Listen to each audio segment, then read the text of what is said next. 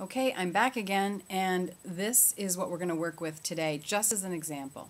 So, if someone has an issue that wants to be changed, then you could just simply say, okay, well, we'll just change the story. But when you actually bring in something magical, a magical tool, that allows you a little bit extra power to come in because you're going into an archetype. So imagine that you're going into the archetype of the kaleidoscope. What is the archetype of the kaleidoscope? Anything can happen within a range. You know you're in the situation. You know you're in that one marble, if you will.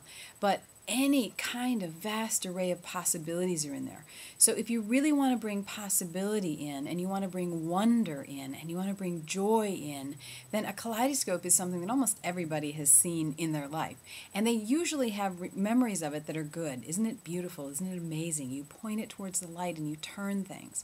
So using the kaleidoscope, especially if you've set this aside, this is not something we just hang out with as a kaleidoscope for, hanging around the house. This has been set aside as a spiritual tool.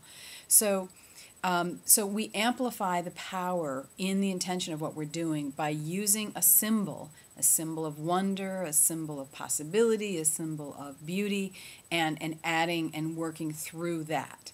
So your homework assignment this week is about finding an object that's a symbol and moving forward with an intention and invoking the power of the symbol along with it. So, for example, I've been known to take an arrow from a bow and arrow and have people blow the energy into the arrow and then actually put it in the center of my throat, the tip, and lean against a wall and break it. Now, this is something that a lot of people have actually done before in fire walks and things like that. So this is not any great miracle, but it's very powerful when you realize that the tip of this arrow that has got all of this, what you might call poison or the negative energy or what someone wants to break in it, and then you break that and you just move forward with it. There's a lot of power, and it's the symbol of the arrow. You could just say, okay, well, I'm just going to do it with a stick, but the stick wouldn't hold the same power that an arrow will hold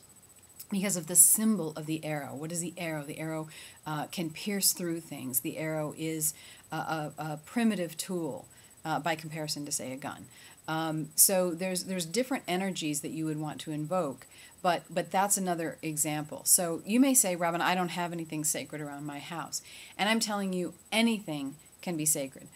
You can cut out a red construction paper triangle, or better yet, 3, and have that symbol be the symbol of fire and bringing that fire. You saw what I had with the chili peppers. You can bring, it's just an average everyday item, but think of the symbol of the chili peppers. It's natural, it's powerful, it's potent. So bringing that in and asking the spirit of the chili pepper to come in and do the work with you brings you more power. So what I want you to do is find something that you would like to shift in some way. And if you're doing it for someone else, you need to have their permission, but hopefully just doing it for yourself. And this should not be something like huge that would take a really long time to shift. I'm talking about something that's going to happen on Friday, or something that is an immediate kind of situation. And intend, just as your visualization or whatever, intend what change you want, and then enlist the help of the spirit of a symbol to move it through.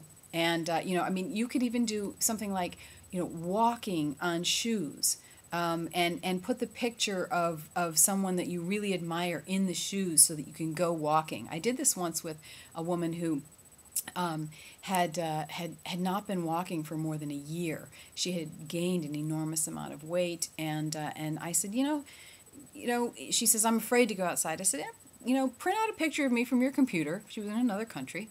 And I said, just put it in your shoe. And she said, oh, I can't walk on you. And I said, sure, you're not walking on me. You're just, I'm supporting you. I'm in that walk with you. And, she started walking. And she was amazed. She couldn't believe. I think she got around the block. And she was thinking maybe she wouldn't barely get out the front door. She literally hadn't been out her front door for quite a while. Try it, create the intention, add the power, and then see what shows up, see what happens as a result of that. And then let me know how that goes in our discussions.